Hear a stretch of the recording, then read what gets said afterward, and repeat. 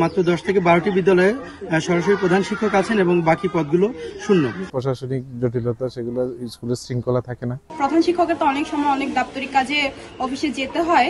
প্রতীক্ষিত যে পদোন্নতি বাস্তবায়ন না হওয়ার কারণে আমাদের শিক্ষক বিদ্যালয়গুলো পরিচালনাতে অসুবিধা সৃষ্টি হচ্ছে।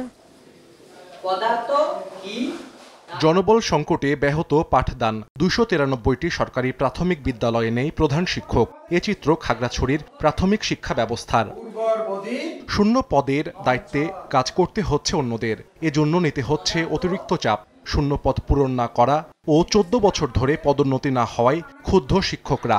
মাত্র 10 থেকে 12টি বিদ্যালয়ে সরাসরি প্রধান শিক্ষক আছেন এবং বাকি পদগুলো শূন্য, যার কারণে আমরা সহকারী শিক্ষক যারা আছি তারা ভারপ্রাপ্ত অতিরিক্ত দায়িত্ব পালন করি। প্রশাসনিক জটিলতা, সেগুলো স্কুলের শৃঙ্খলা থাকে না।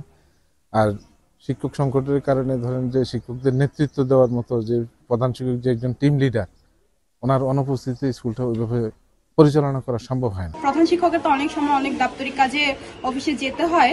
সেক্ষেত্রে দেখা যায় কি আমাদের পাঠদানে অসুবিধা হয়, যেহেতু আমাদের ক্লাসরুম 6টা।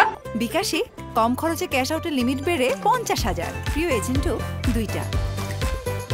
প্রতীক্ষিত যে পদোন্নতি বাস্তবায়ন না হওয়ার কারণে আমাদের শিক্ষক বিদ্যালয়গুলো পরিচালনাতে অসুবিধা সৃষ্টি হচ্ছে। দীর্ঘ 14 বছর ধরে এই বিদ্যালয়গুলোতে কোনো পদোন্নতি হচ্ছে না। দ্রুত পদোন্নতির মাধ্যমে এই পদগুলো পূরণ করার জন্য যথাযথ কর্তৃপক্ষের কাছে জোর দাবি জানাচ্ছে। তবে প্রাথমিক শিক্ষা বিভাগ জানায় পদোন্নতি না হওয়ায় সংকট বেড়েছে।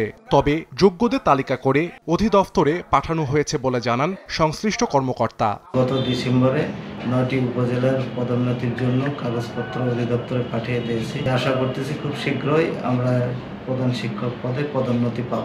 খাগড়াছড়িতে মোট 593টি প্রাথমিক বিদ্যালয় রয়েছে। সময় সংবাদ, খাগড়াছড়ি।